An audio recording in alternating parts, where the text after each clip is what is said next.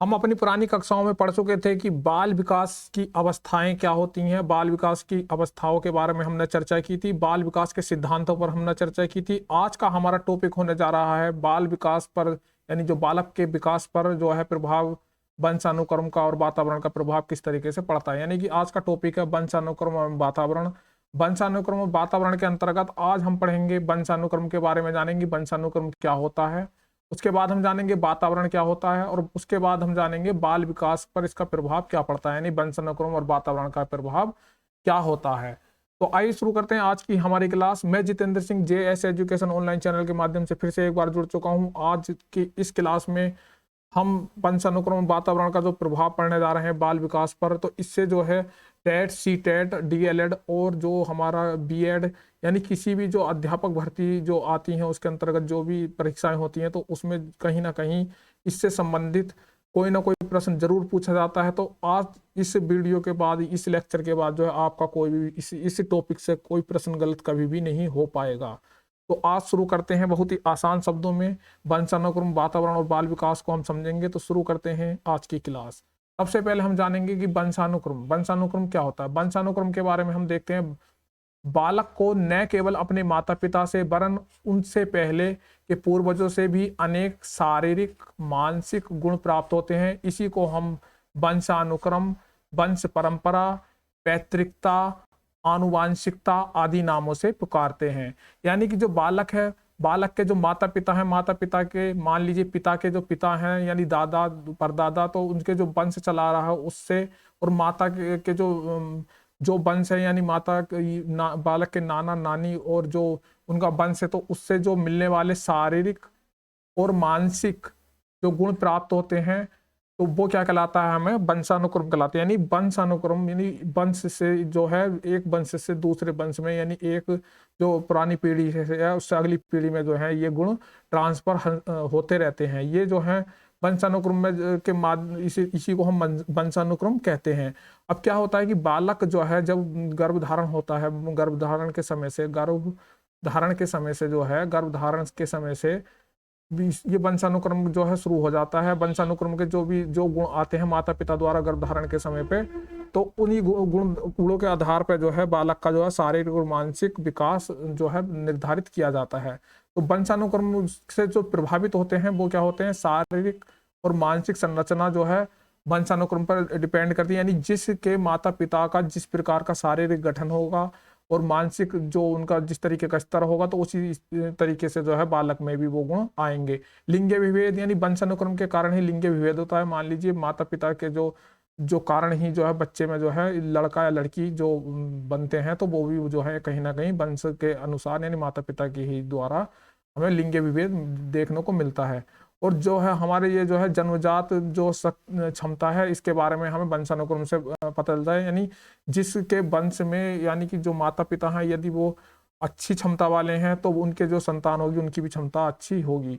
अनेक प्रकार की भिन्नताएं, यानी जो भी विभिन्न प्रकार की क्षमताएं होती है, विभिन्नताएं होती हैं, शारीरिक मानसिक जो विभिन्नताएं होती हैं, जो जन्म बच्चे को गर्भधारण से मिलती हैं यानी जन्म के समय से देखी जाती हैं बच्चे में, तो वो जो है सारी चीजें जो हैं माता पिता के द्वारा जो निर्धारित होती हैं, माता पिता में जिस प्रकार की भिन्न के द्वारा जो है बच्चे में जो है आती हैं। यानी कि जो अलग अलग माता पिता में जो विशेषताएं होती है, तो अलग अलग बालकों में अलग अलग विशेषताएं पाई जाती हैं। तो ये सब चीजें जो है वंशानुक्रम के अंतर्गत आती हैं।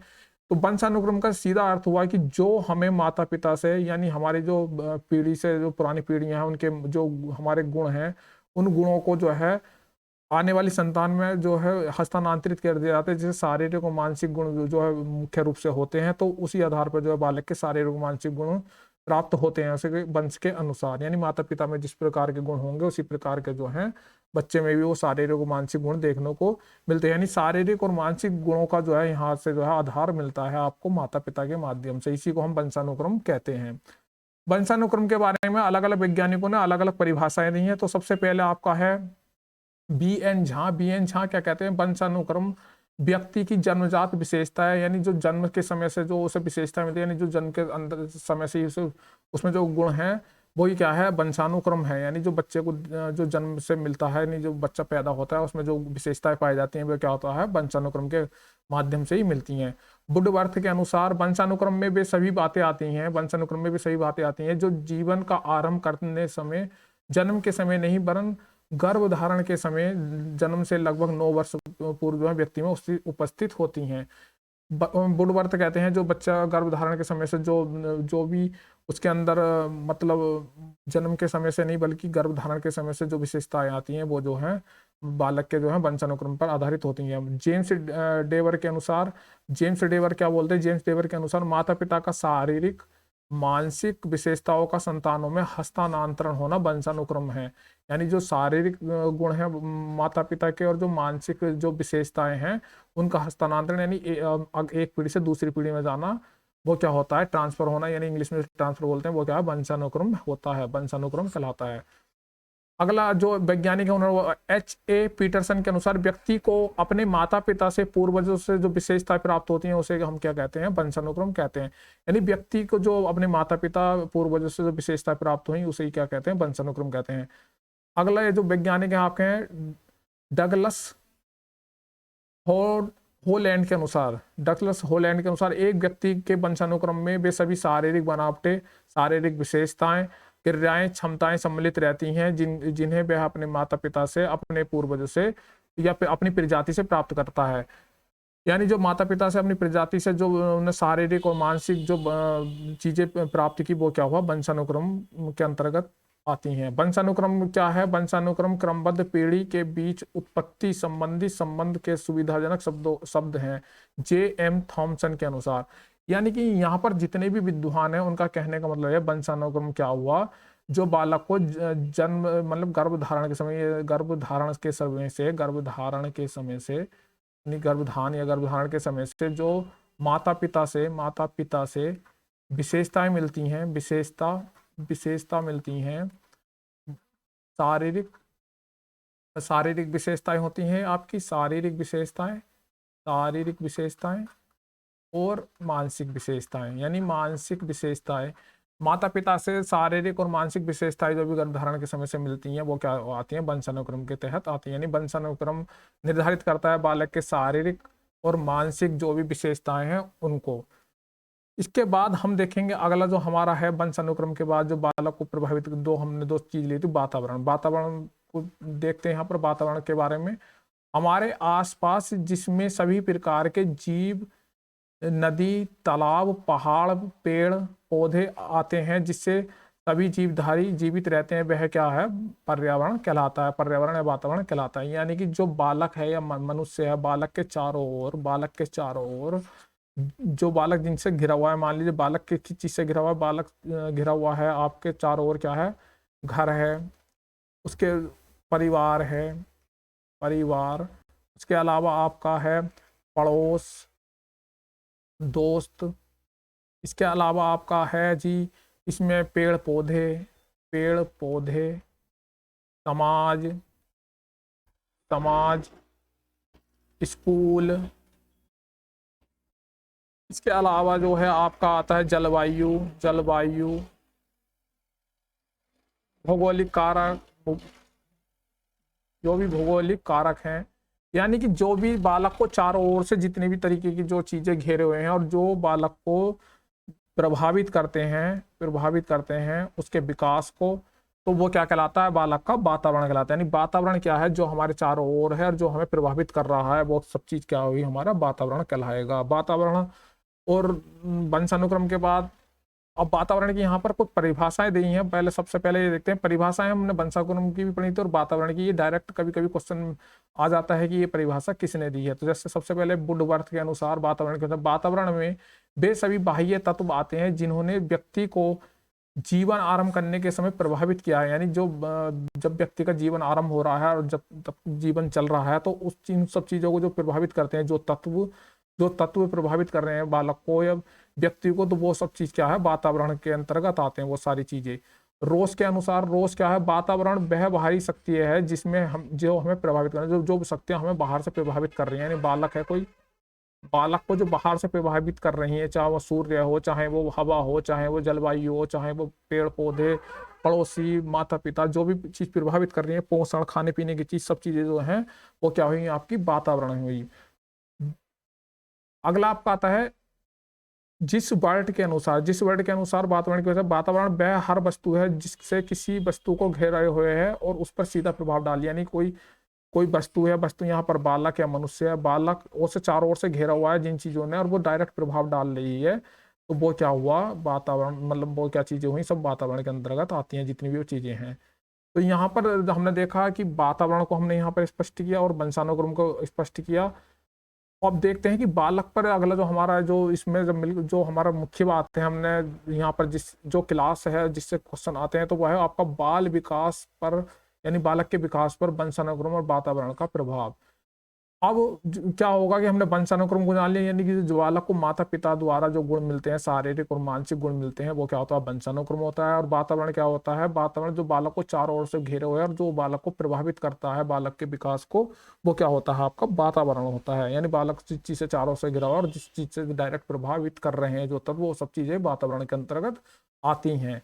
और तो अब यहाँ पर वंशानुक्रम क्या होता है, हमारा वंशानुक्रम जो होता है हमारा एक जैविकीय कारक होता है, जैविकीय कारक है ये, जैविकीय कारक, यानी बालक के जो विकास है उसे प्रभावित करने वाले अनेक कारक है, लेकिन यहाँ पर दो कारकों की हम मुख्य बात कर रहे हैं, एक जैविकीय कारक जो हमारा वंशानुक्रम के अंतर्गत आता है, जैविकीय कारक, और हमारा दूसरा वातावरण है, जो वातावरण कारक को जो बोलते हैं हम, ये जो आता है हमारा सामाजिक कारक के अंतर्गत आता है, सामाजिक कारक।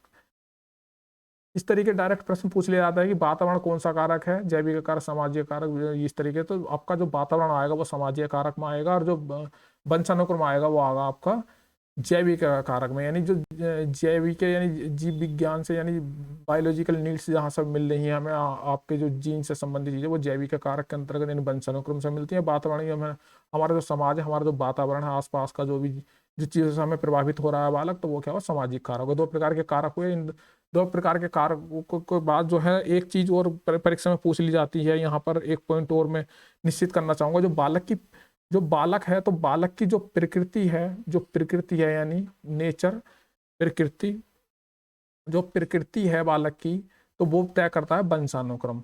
बालक की प्रकृति को यहाँ पर लिख लेते हैं, प्रकृति को जो तय करता है वो करता है वंशानुक्रम। यानी बालक किस प्रकृति का हो, बालक अधिक क्रोधी होगा, बालक का स्वभाव शांत होगा, बालक किस तरीके का होगा, तो उसकी जो प्रकृति है, जो उसका शारीरिक मानसिक जो भी गठन होगा वो किस प्रकार का होगा, उसकी प्रकृति कैसी है, ठंडे मिजाज का, गर्म मिजाज का, तो वो सब चीजें क्या आती हैं, वंशानुक्रम आते हैं। सब ये आता है आपकी प्रकृति के अंतर्गत, यानी प्रकृति जो है वंशानुक्रम निर्धारित करती है। और जो बालक का जो पोषण है वो जो है वातावरण के अंतर्गत आता है, यानी बालक का जो पोषण है, बालक, अब मान लीजिए बालक को जो प्रकृति ने या माता पिता द्वारा जो चीजें मिलेगी, तो उसका जो पोषण करता है वो करता है वातावरण।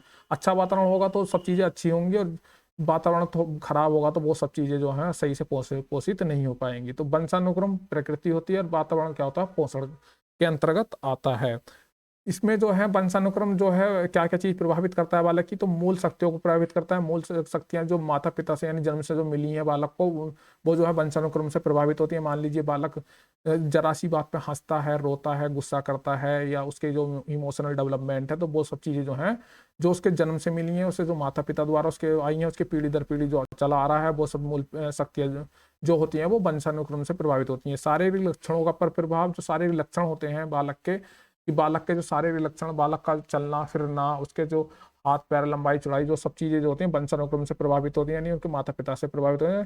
फिर जाति उनकी श्रेष्ठता, यानी अच्छी जाति है, मतलब प्रजाति है कोई अच्छी, जो जो मतलब प्रजातियां होती हैं, जो जो जनरेशन होती हैं, तो उनकी जो श्रेष्ठता जो होती है वो वंशानुक्रम पर निर्धारित होती है। व्यावसायिक योग्यता पर प्रभाव, व्यावसायिक योग्यता पर जो प्रभाव पड़ता है, यानी अच्छा व्यवसाय से संबंधित जो परिवार होते हैं, खानदान होते हैं, तो उनके जो बालक हैं उनके अंदर भी व्यावसायिक योग्यता आने के पूरे पूरे चांसेस होते हैं। अच्छी जो नॉर्मल कंडीशन के बच्चे होते हैं उनके अंदर जो है उनकी अपेक्षा अच्छी व्यावसायिक योग्यता होती है। यानी कि आपका जो टाटा वाले हैं, तो उनके जो पूर्वज थे वो सब व्यवसाय योग्यता रखने वाले थे, उनके जो आने वाले बच्चे हैं तो उनके अंदर भी व्यवसायिक योग्यता आएगी। सामाजिक स्थिति पर प्रभाव, अच्छी सामाजिक स्थिति वाले जो परिवार होते हैं तो उनके जो बच्चे होते हैं तो उनकी सामाजिक स्थिति भी अच्छी होती है। वृद्धि पर प्रभाव, अब वंशानुक्रम जो है वृद्धि पे ही बालक के काफी हद तक प्रभावित करता है। अब आता है आपका वातावरण, यानी वातावरण क्या क्या प्रभावित करता है, मानसिक विकास पर प्रभाव डालता है। बालक को मानसिक जो शक्ति है, जो मानसिक क्षमता है, वो जन्म से वंशानुक्रम से प्राप्त तो होगी, लेकिन जो उसे मतलब कि वो उसे वातावरण जो है उसे बढ़ा भी सकता है, उसमें वृद्धि भी कर सकता है, उसे जो है घटा भी सकता है। अगर गलत वातावरण है तो उससे वो क्या है, घट जाएगा, यानी कम हो जाएगा। तो ये अच्छा वातावरण में जो है मानसिक विकास तेजी से मतलब अच्छा हो जाता है, और वातावरण खराब है तो वो घट जाता है। शारीरिक अंतर, अच्छा वातावरण होने पर अच्छा शरीर होता है, नहीं उसका जो शरीर को अच्छी खुराक मिलेगी, अच्छा पुष्ट खाना मिलेगा तो वो अच्छा शरीर बनेगा। यदि उसकी खुराक जो पोषण तत्व या उसकी पुष्टता जो है सही नहीं होगा, आसपास का वातावरण सही नहीं होगा, तो शारीरिक विकास में भी अंतर आ जाएगा। व्यक्तित्व विकास पर प्रभाव, अच्छे वातावरण में जो अच्छे व्यक्तित्व का निर्माण होगा, गंदे वातावरण में जो है गंदे व्यक्तियों का निर्माण होगा। नहीं जो अब लोग अच्छे लिखे पढ़े अच्छी सोसाइटी में रहते हैं तो उनके व्यक्तित्व भी अच्छे विकसित होते हैं। जो लोग बचपन से ही चोरी और जो मतलब क्राइम या जो भी मतलब इन चीज़ों में लिप्त रहते हैं, नशे में किस तरीके के, तो उनके व्यक्तित्व पर भी प्रभाव पड़ता है। उनका वातावरण अच्छा होगा तो अच्छा व्यक्तित्व वाला बालक होगा, गलत वातावरण होगा तो गलत व्यक्तित्व वाला बालक होगा। शिक्षा पर प्रभाव, अच्छे लोगों में अच्छे अच्छी शिक्षा का जो प्रभाव जो है, अच्छा वातावरण की शिक्षा मिलेगी, वातावरण में उसके अच्छे शिक्षित लोग होंगे तो शिक्षा पर अच्छा प्रभाव पड़ेगा। और जो मान लीजिए किसी बच्चा ऐसे जगह पर रहता है जिसके आसपास परिवार में पड़ोस में जो है सब जो है पढ़ाई लिखाई पर शिक्षा अधिक शिक्षित लोग नहीं है, तो उसकी जो शिक्षा जो है प्रभावित होगी। सामाजिक गुण पर प्रभाव, अच्छे समाज में जो है अच्छे गुण विकसित होंगे। जो गंदे समाज में अच्छे मतलब जो निम्न वर्गीय समाज है, मतलब जिनमें जो है मतलब असभ्य लोग रहते हैं, ऐसे समाज में जो है सामाजिक गुण जो है सही से विकसित नहीं हो पाएंगे। बालक का पर बहुमुखी प्रभाव, यानी बालक के सभी पक्षों पर जो है वातावरण का प्रभाव पड़ता है। यानी जो भी पक्ष हैं आपका, शारीरिक मानसिक बौद्धिक सामाजिक जो भी पक्ष हैं, तो वातावरण का काफी प्रभाव पड़ता है। तो बालक के विकास में जो है किसी एक चीज को हम जो है नहीं मान सकते कि केवल वंशानुक्रम जो है वो किसी भी शारीरिक मानसिक या हर तरीके की जो शक्ति पर प्रभाव डालते हैं वातावरण पर। जो जो भी मतलब बालक के विकास पर जो है वंशानुक्रम और वातावरण दोनों का जो है एक तरीके से दोनों जो का इनका जो है गुणात्मक जो है गुणनफल का जो है योग जो है या परिणाम जो है वो जो है हमारा प्रभाव वंशानुक्रम और वातावरण का जो गुणात्मक और अच्छा प्रभाव जो है वो जो है बाल विकास पर प्रभावित करता है। यानी बाल विकास को प्रभावित करने के लिए जो है वंशानुक्रम और वातावरण दोनों जो जटिल रूप से जो है संबंधित हैं। अब इसमें हम ये नहीं कह सकते कि वंशानुक्रम कितना जो प्रभाव डालेगा, वातावरण कितना प्रभाव डालेगा। किसी पक्ष पर वातावरण अधिक प्रभाव डालेगा और किसी पक्ष पर जो है वंशानुक्रम अधिक प्रभाव डालेगा। कहीं कोई सा फैक्टर काम करेगा, कहीं कोई सा फैक्टर काम करेगा। इसलिए जो है ऐसे ही वुडवर्थ और मेरिकस ने कहा है कि व्यक्ति वंशानुक्रम और वातावरण का योग नहीं है बल्कि गुणनफल है। योग का मतलब मान लीजिए हमने 10+10 जोड़ा तो यहाँ पर क्या हुआ 20 आया, लेकिन यहीं पर हमने 10 गुणा 10 जोड़ दिया तो यहाँ पर क्या हुआ 100 हो गया। यानी कि जो मान लीजिए वंशानुक्रम है, ये वंशानुक्रम है और ये क्या है हमारा वातावरण है। तो इससे 10 10 कारक 10 कंडीशन ये है, 10 वातावरण की जो पक्ष है 10 कंडीशन ये निर्धारित कर रहा है।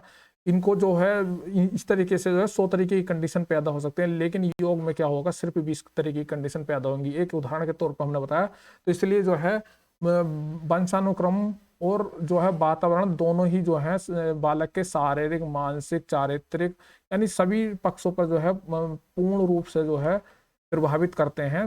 जो है बालक को पूर्ण रूप से जो बालक को प्रभावित करें, पूर्ण प्रभाव डालते हैं।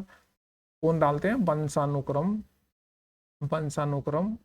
और वातावरण जो है पूर्ण रूप से प्रभावित करते हैं। यानी कि ये नहीं कह सकते कि वंशानुक्रम के मतलब वंशानुक्रम से कोई फर्क नहीं पड़ता है बालक की बुद्धि पर, बालक के शरीर पर, बालक के जो है योग्यताओं पर। और ये भी नहीं कह सकते कि वातावरण से भी कोई प्रभाव नहीं पड़ता बालक की बुद्धि पर, बालक के शरीर पर, बालक के मानसिक योग्यता पर।